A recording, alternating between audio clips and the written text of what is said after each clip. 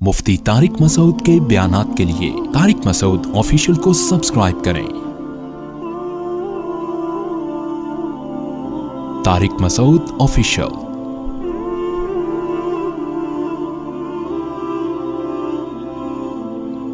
تو بقرعید کی جو قربانی ہے وہ اصل میں یہ درس دیتی ہے کہ آپ اپنے آپ کو اسلام کے سپرد کر دیں، اسلام کو اپنے حساب سے چلانے کی کوشش بولو نہ کریں۔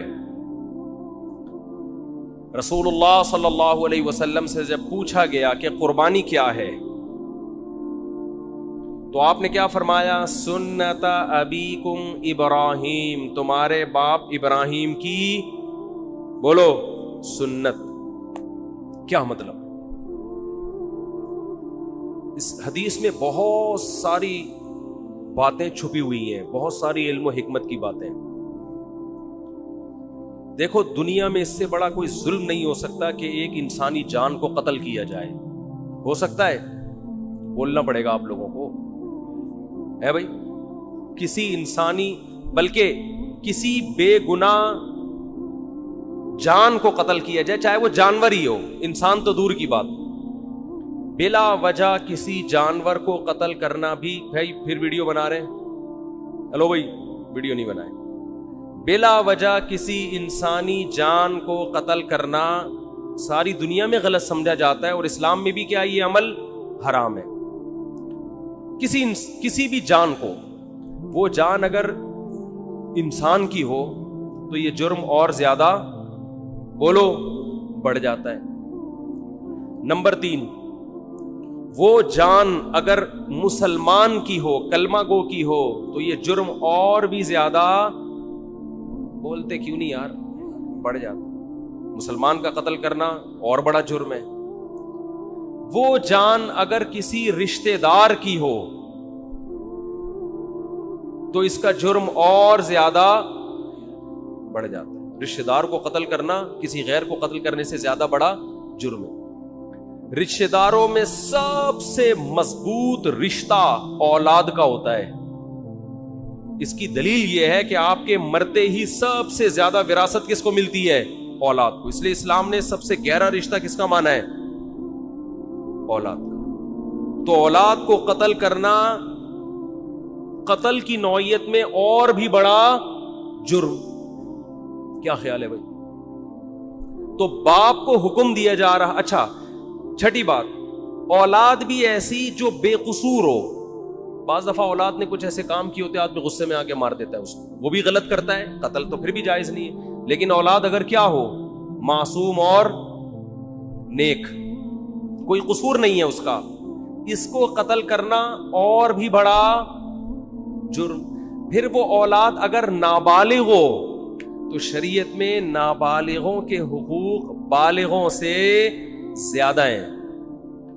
آج تو ان حقوق پر عمل نہیں ہوتا، یہ خوب مسئلہ سمجھ لیں۔ نابالغ بچے کا مال اس کی پرمیشن سے بھی آپ استعمال نہیں کر سکتے۔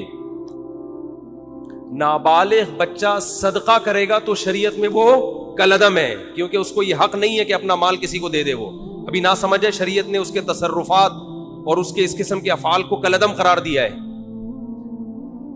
نابالغ بچہ آپ کو اپنا پلاٹ گفٹ کر دے، شریعت اس کو کالعدم مانتی ہے۔ کوئی وصیت کر دے، کالعدم۔ سمجھتے ہو؟ کیونکہ اس کے مال کی حفاظت اور اس، اچھا، نابالغ بچے سے آپ کوئی کام بھی نہیں لے سکتے۔ یہ بہت اہم پوائنٹ کی بات ہے۔ لوگ خدمت لے رہے ہوتے ہیں نا، وہ بچہ کوئی جا بیٹا یہ لے کر آ، جا بیٹا پانی لے کر آ، جا بیٹا یہ لے کر آ۔ تو علماء نے یہ مسئلہ بیان کیا ہے کہ نابالغ بچے سے آپ کوئی کسی قسم کی خدمت نہیں لے سکتے۔ والدین خدمت لے سکتے ہیں، اسی طرح استاذ والدین کی پرمیشن سے اتنی خدمت لے سکتا ہے جس کا تعلق تربیت سے ہو۔ بہت مشکل ہے بات سمجھانا، بہت مشکل۔ مثال کے طور پر آپ نے پڑھنے کے لیے اپنا بچہ کسی ٹیچر کے حوالے کیا، اب ٹیچر کا ادب بھی آپ چاہتے ہیں اپنے بچے کو سکھانا، تو ماں باپ نے بچے سے یہ کہا اور ٹیچر سے بھی یہ کہا کہ اس سے خدمت لیتے رہا کریں، کبھی کبھار پانی منگوا لیا، یہ کام کروا لیا، دکان سے جو ہے وہ کوئی چیز منگوا دی، تاکہ اس میں استاذوں کی خدمت کا جذبہ برقرار رہے. تو ٹیچر اس نیت سے اس سے خدمت لے سکتا ہے تاکہ اس میں خدمت کا جذبہ برقرار رہے, اور یہ بھی جب لے سکتا ہے جب بچے کے والدین کی طرف سے ٹیچر کو اس کی پرمیشن بھی ہو, کیونکہ اصل متولی ماں باپ ہیں, استاذ نہیں ہے. بہت مشکل ہے یار, کیسے سمجھائیں. تو لیکن آج کیا ہو رہا ہے, بعض اداروں میں بچوں سے محنت مشقت والے کام لیے جاتے ہیں, تو جائز نہیں ہے, ان سے خوب سمجھ لیں. اسی طرح ہنر سکھانے کے لیے بھی بچے سے خدمت لی جا سکتی ہے والدین کی پرمیشن سے. ماں باپ اپنے بچے کو میکینک بنانا چاہتے ہیں تو شو روم میں لے جا کے وہ جو ورک شاپ میں بٹھا دیا, تو وہاں جو بھی استاذ ہے اس سے کہا کہ بھائی اس سے پلگ پانا وغیرہ کھلواؤ تاکہ اس کو یہ کام آئے. تو ہنر سکھانے کی نیت سے بھی ٹیچر, استاذ وہ نابالغ بچے سے خدمت لے سکتا ہے. کس کی پرمیشن سے؟ ماں باپ کی. مگر اس میں بھی یہ ہے کہ یعنی زیادہ محنت مشقت والے کام اس صورت میں بھی جائز نہیں ہے جس سے وہ تنگ آنا شروع ہو جائے. سمجھتے ہو؟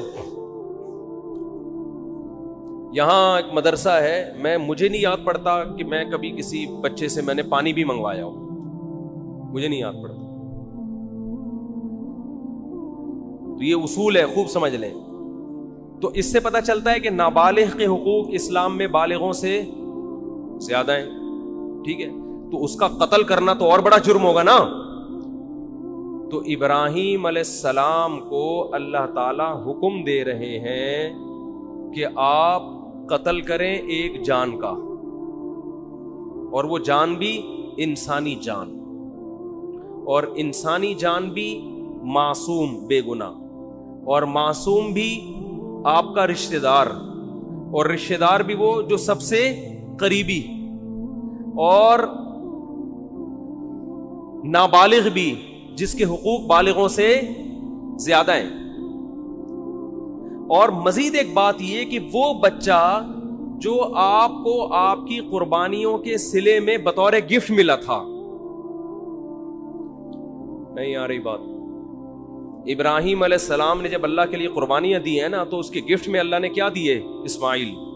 تو یہ تو اور زیادہ عجیب سی, یہ تو یعنی اللاجیکل بات بھی ہو گئی کہ معاذ اللہ نقل کفر ایک بہت بڑا جرم بھی کروایا جا رہا ہے, قتل انسانی کا, اور اللاجیکل کام بھی کروایا جا رہا ہے, اس لیے کہ جو چیز بطور گفٹ کے دی جاتی ہے وہ کبھی واپس نہیں لی جاتی.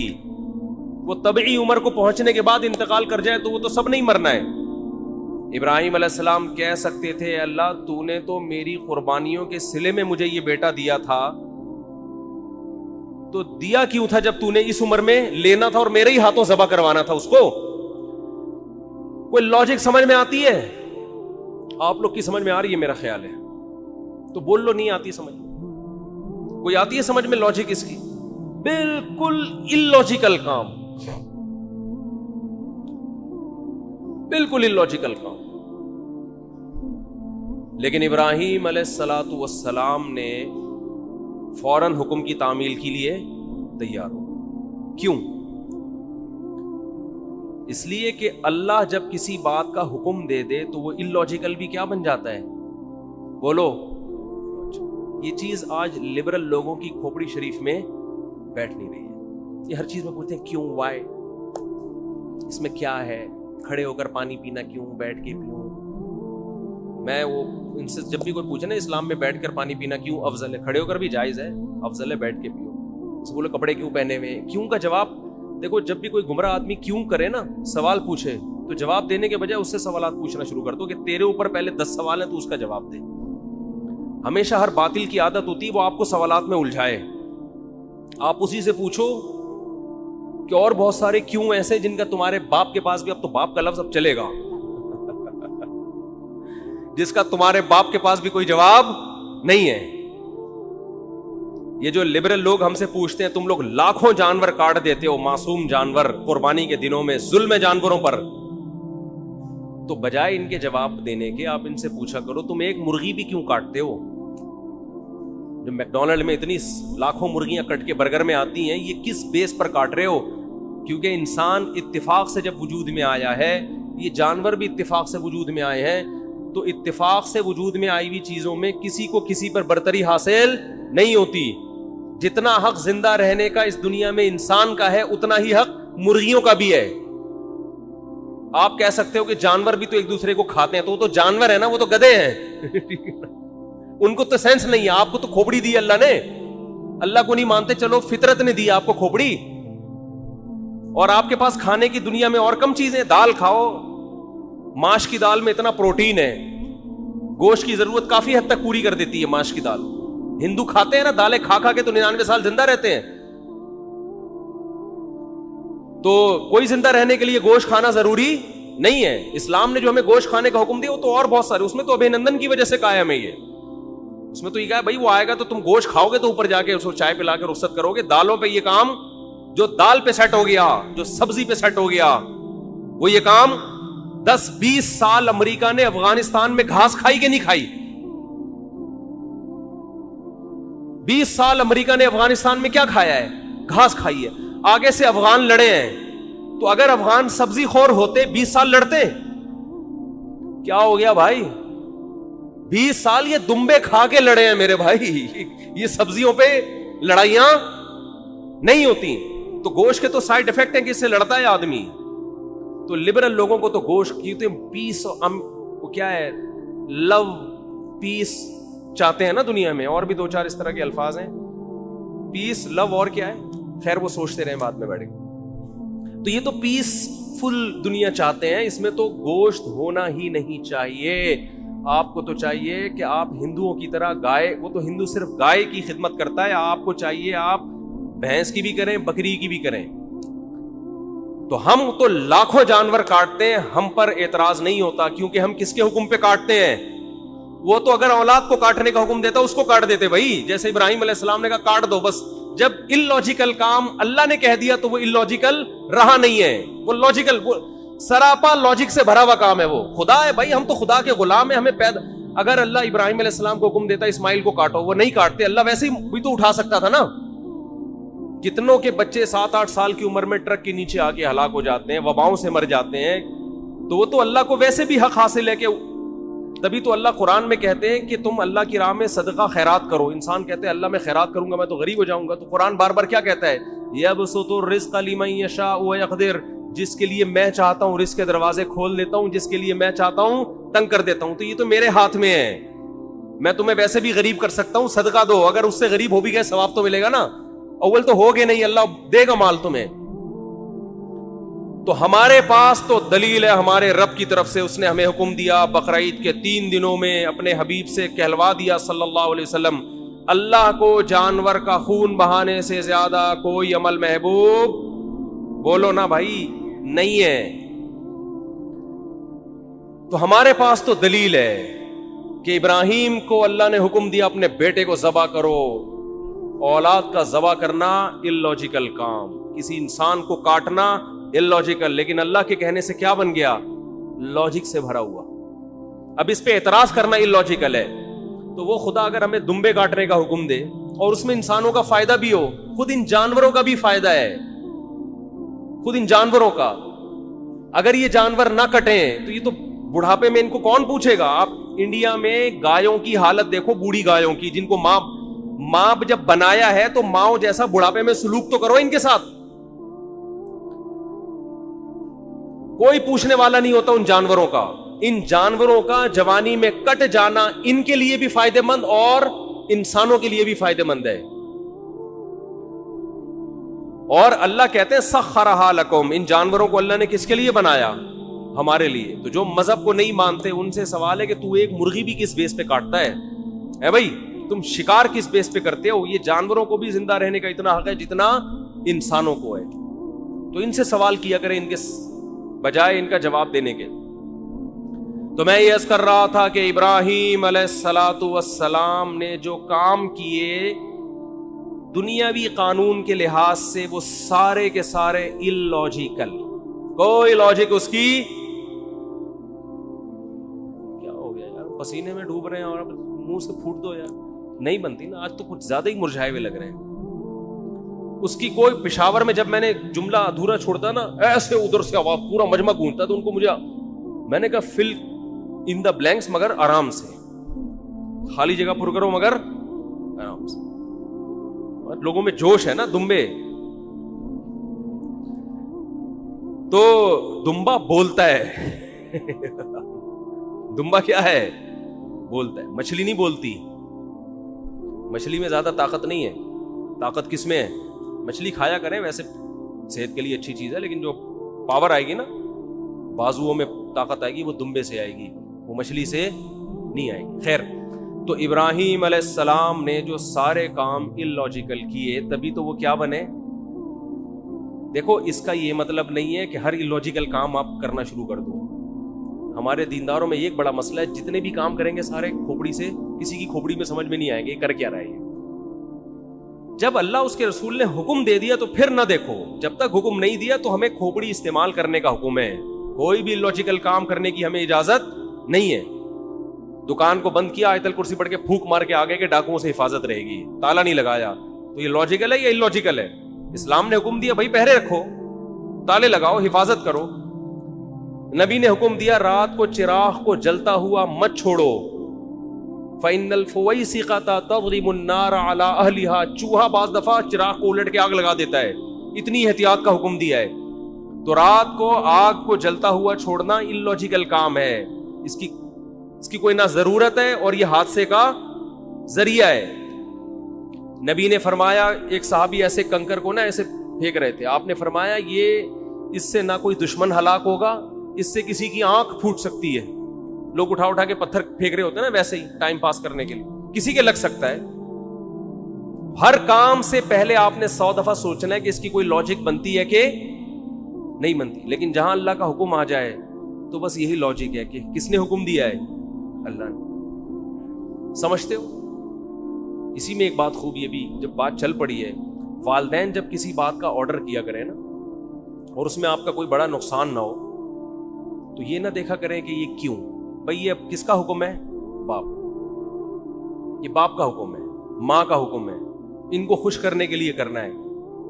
اس میں زیادہ پنچایتوں میں نہ جایا کریں یہ کیوں کہہ رہے ہیں، یہ کیوں کہہ رہے ہیں. بھائی جو کہہ رہے ہیں کر لو یار، یہ خوش ہو جائیں گے، بس ان کو خوش کرنا ہمارا مقصد ہے. بحث بہت ہوتی ہے آج کل، میاں بیوی میں بحثیں چل رہی ہوتی. شوہر کسی بات کا آرڈر دیتا ہے، آرڈر یا گزارش کرتا ہے، آرڈر کا لفظ ذرا سخت ہو گیا، بیہائنڈ دا سین آئے گا. اب کسی نے میرا ایک بنایا بیہائنڈ دا سین، میں نے کسی چلے چھوڑے، تو ریکویسٹ کرتا ہے. چھوڑو یار اس ریکویسٹ کو بھی، ٹائم بہت تھوڑا ہے نا. یہ قربانی کا فلسفہ ذرا کھوپڑی میں اچھی طرح بٹھا دوں میں. تو ہم جو جانور ذبح کرتے ہیں، کیوں؟ کوئی ہم سے پوچھے کیوں، وجہ کیا ہے؟ بھائی کس نے حکم دیا؟ اللہ نے. ایک بات خوب سمجھو. دوسری بات دیکھو، آج میں نے دیکھا ہے جو وہ چیزیں ہمیں نظر آ رہی ہیں جو بچپن میں ہم جن کا تصور نہیں کرتے تھے، جو بہت غلط ہو رہا ہے کام. بقرعید کے جو ایام ہیں ان میں روزہ رکھنا کیوں حرام ہے؟ اس لیے کہ یہ گوشت اللہ کی طرف سے ضیافت ہے اپنے بندوں کے لیے. اس کا مطلب بقرعید میں ہمیں یہ گوشت کھانا چاہیے. یہ تکبر ہے گوشت سے اجتناب کرنا بقرعید کے ایام میں. میں حیران ہوتا ہوں، بقرعید کے دن دعوت کر رہے ہوتے ہیں لوگ، چکن کھلا رہے ہوتے ہیں، چکن بریانی پکائی ہوئی ہے. بھائی یہ تو بہت برا عمل ہے. مسلمانوں کا شعار ہے یہ قربانی کا گوشت. کس بیس پر آپ چکن پکا رہے ہو؟ کوئی پرہیز ہو کسی کو تو ایک الگ بات ہے. کہہ رہے ہیں جی مہمان زیادہ آ گئے تو چکن کھلا رہے ہیں ان کو. ہمارے نبی کھانے پینے کے شوقین نہیں تھے. بہت قناعت، جو کی روٹی، کھجور، وہ بھی 40 دن گھر میں چولہا نہیں جلتا. لیکن بقرعید کے دن آپ صلی اللہ علیہ وسلم قربانی کے گوشت کھانے کا اتنا اہتمام کرتے کہ بقرعید کے دن پہلا نوالا جو آپ کے حلق مبارک میں اترتا وہ قربانی کے گوشت کا، کہ اللہ کی طرف سے ضیافت ہے تو ہم گوشت کا انتظار کریں گے. ہمارے ہاں لوگ گوشت کو گوشت کے طور پہ دیکھ رہے ہیں، اللہ کی ضیافت کے طور پہ نہیں دیکھ رہے. اس کو گوشت لے رہیں گے. ایک صاحب ہیں ڈیفنس میں، انہوں نے قربانی کی ساری قربانی صدقہ کر دیتے ہیں، اپنے گھر میں کرتے ہی نہیں قربانی. میں نے کہا کیوں؟ کہہ رہے یار ہم تو پورے سال گوشت کھاتے ہیں تو اس لیے میں گھر میں قربانی نہیں کرتا، سارا ادھر ادھر بس گھر میں ہمارا دکان سے ہی آ رہا ہے. یہ بہت بری حرکت ہے بھائی آپ کو اللہ اس لیے تھوڑی قربانی کروا رہے کہ پورے سال آپ جو بیچارے دال کھاتے ہیں تو وہ گوشت کھا لیں، اس لیے تھوڑی کروا رہے اللہ قربانی. جب کوئی عزت دار آدمی آپ کو دعوت دے اور کہے کہ ہماری دعوت میں آئے، آپ پوچھیں کیا پکاؤ گے، وہ کہے میں قورمہ بریانی، اور آپ دعوت سے شارٹ ہو جائیں. اگلے دن وہ فون کر کے پوچھ رہا ہے آپ میری دعوت میں کیوں نہیں؟ آپ کہتے ہیں یار ہم تو صبح شام پیزا برگر کھانے والے لوگ ہیں، روز کھاتے ہیں، یہ قورمے بریانی تو یہ ہمارے لیے کوئی اتنی ویلیو نہیں رکھتی، یہ تو ہم اپنے غریبوں کو کھلاتے ہیں. اس کو غصہ آئے گا کہ نہیں آئے گا؟ کیا ہو گیا بھائی؟ او بھائی ابھی اس کے قورمے کو نہیں دیکھا جائے گا، اس کی نسبت دوست کی طرف کی جائے گی کہ میرا بچپن کا دوست ہے، اس نے وہ بے شک دال چاول کھلائے. آپ جائیں گے نوالے بھر بھر کے شوق سے کھائیں گے، تعریفیں بھی کریں گے. آپ کی ماں نے بھنڈی پکائی ہو ہے بھائی، مسور کی بھنڈی تو بہت اعلیٰ غذا ہے. مسور کی دال جو اللہ دشمنوں کو بدعا، جب کیونکہ بہت خشک ہوتی ہے، مسور کی دال بہت خشک ہوتی ہے. مسور کی دال پکائی آپ کی والدہ نے، لیکن دال چاول مسور کی دال بہت اچھی ہوتی ہے. میں یہ وضاحتی بیان اس لیے کرنا پڑتا ہے کہ پھر لوگ دال چاول دعوت کرتے ہیں نا تو کچھ اور چیز لے آتے ہیں سامنے. تو آپ کی والدہ نے محبت سے مسور کی دال پکائی تو آپ محبت کے اظہار میں لقمے بھر بھر کے کھاؤ گے کہ نہیں کھاؤ گے؟ تو یہ تکبر ہے کہ ڈیفینس میں رہنے والا آدمی کہہ رہا ہے یار ہم تو پورے سال گوشت کھاتے ہیں، ہمیں کیا ضرورت ہے. وہ بھائی شوق سے کھاؤ، تواضع کے ساتھ کھاؤ. یار ہم تو اللہ کے رزق کے محتاج ہیں، اللہ تیرا فضل ہے کہ تو ہمیں کھلا رہا ہے. حقیقت ہے اللہ نہ کھلائے تو ہم تو بھوکے مر جائیں. تو اس میں شوق سے نبی صلی اللہ علیہ وسلم نے، روایت میں آتا ہے 100 اونٹ نہر کیے، 60 اپنے ہاتھوں سے، باقی حضرت علی سے. ہر گوشت، ہر جانور میں سے تھوڑا سا آپ نے نوالا لیا ہے اس میں سے. تو اس لیے اس میں تکبر بھی ٹھیک نہیں ہے کہ ہمیں کیا ضرورت ہے، ساری قربانیاں ادھر کر دی، بھائی کچھ نہ کچھ گوشت رکھو. اور کنجوسی بھی ٹھیک نہیں. بعض لوگ اللہ کی ضیافت کو جو قبول کرتے ہیں تو اگلے سال بقرعید تک وہ ضیافت ہی چلتی رہتی ہے ان کی. محرم کے حلیم کس سے پکڑے ہیں؟ ہے بھائی اتنی بھی کنجوسی ٹھیک نہیں. وہ ایک چٹکلا ہے نا اس پہ، ایک آدمی کو خواب آیا، بقرعید کے 6 مہینے بعد خواب آیا کہ اس کا بکرا جنت میں ٹہل رہا ہے، ایک ٹانگ نہیں ہے، ایک ران نہیں ہے. اس نے پوچھا فرشتوں سے یہ کون ہے بھائی؟ اس نے کہا یہ تمہارا بکرا جو تم نے ذبح کیا تھا جنت میں. ان کا ٹانگ کہا، کہہ رہا وہ ابھی تک فریزر میں پڑی ہوئی ہے، وہ ابھی تک تمہارے، وہ جب پہنچے گی تو لگا دیں گے یہاں پہ. سمجھ رہے؟ تو اتنی کنجوسی بھی ٹھیک نہیں. کھاؤ بھی اور کھلاؤ، رج کے کھاؤ تو رج کے کھلاؤ، لیکن رج کے کھانے میں اتنا ضرور ہے کہ گوشت اسی کو سوٹ کرتا ہے جو اس کو یوٹیلائز بھی کرے. تھوڑا سا ورزش ہو، محنت ہو تو پھر تو گوشت کھائے انسان. زیادہ محنت کا کام نہیں ہے تو پھر اللہ کی ضیافت اتنی قبول کریں جتنی افورڈ کر سکتے ہیں. میرے بیان سن سن کے چربیاں کھا کھا کے پتہ چلا آغا خان میں پڑے ہوئے ہیں، لیکن کھائیں ضرور. اور ایک اہم بات یہ بھی کہ جو غریب آدمی ہے جسے پورا سال گوشت کھانے کو نہیں ملتا، وہ اگر قربانی کرتا ہے تو فقہا کہتے ہیں اس کے لیے اسٹور کرنا یہ صدقہ کرنے سے زیادہ بہتر ہے. سمجھتے ہو ایسے غریب بھی ہیں جو بیچارے پورے سال گوشت نہیں ملتا، ان کے بچے ہیں، فیملی ہے، تو اس کے لیے اسٹور کرنا یہ صدقہ کرنے سے زیادہ بہتر ہے، کیونکہ اپنے بچوں کا حق دوسرے کے بچوں سے پہلے. تو بعض غریب بھی سخاوت دکھاتے ہیں، ان کے بچے بلک رہے ہوتے ہیں، ابا اتنے عرصے کے بعد بکرا دیکھنے کو ملا ہے، اتنا گوشت دیکھنے کو ملا ہے، امیدیں تھی کباب کوفتے بنا بنا کے پھوڑتے، ابا نے سخاوت میں آ کر سارا خالو کو دے دیا، ماموں کو دے دیا. تو فقہا نے مسئلہ بیان کیا ہے کہ بھائی اگر کوئی آدمی غریب ہے، اس کے خاندان بڑا ہے، تو پورا گوشت اسٹور کر لے. بچوں کا حق پہلے، بچوں کو پہلے فوکس کرے، بیوی بچوں کو اپنے. سمجھتے ہو کہ نہیں سمجھتے تو وہ پھر اس پہ آپ طنز نہ کریں کہ 6 مہینے بعد حلیم کیوں پکڑا ہے. بھائی اس کا مسئلہ ہے، وہ اللہ نے اس کو، تو بچوں کو پہلے کھلائے باقی بعد میں. تو یہ جو قربانی کے 3 حصے کیے جاتے ہیں یہ فرض واجب نہیں ہے، یہ مالدار کے لیے ایک مستحب حکم ہے کہ آپ مالدار ہیں تو آپ تو پورے سال کھاتے رہتے ہیں، ایک حصہ آپ کھا لیں، آپ اللہ کی طرف سے ضیافت ہے، ایک حصہ رشتہ داروں میں بانٹ دیں. اگر رشتہ دار مالدار ہیں تو پھر ان کو بھی بانٹنے کی ضرورت نہیں ہے. ایک تھرڈ آپ کیا کر دیں غریبوں کے لیے. قرآن کہہ رہے ہیں فَكُلُوا مِنْهَا وَأَطْعِمُوا الْقَانِعَ وَالْمُعْتَرَّ, قناعت والے کو بھی اور جو دیکھنے سے مسکین لگ رہا ہو, یعنی اتنا مسکین ہو کہ اس کی غربت کے آثار اس کے چہرے پہ ظاہر ہو جائیں, صحت سے پتہ چل رہا ہے کہ بیچارے کو گوشت کھانے کو نہیں ملا. تو غریبوں کو بھی کھلاؤ, خود بھی کھاؤ. تو جو غریب ہے وہ سارا کھا لے, جو مالدار ہے وہ ایک تہائی صدقہ کر دے.